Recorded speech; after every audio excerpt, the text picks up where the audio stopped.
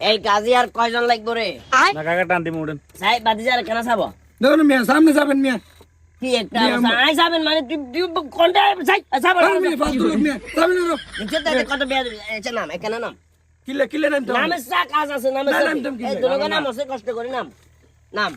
তোরা কি আর পাগল হইছস কেন পাগল হইছস টিয়া দি তোরা যাবি আই ফিরে যাবো হ্যাঁ কি করে এই কাজী সর আই একটা মাপ দি দাঁড়া কাজী খেয়াল কর মনোযোগ দিয়ে খেয়াল কর এ তো সিডিএ টোটাল আছে 45 ইঞ্চি খেয়াল কর তাহলে 45 ইঞ্চি রে তুই যদি এই 3 ভাগ 10 কত 15 ইঞ্চি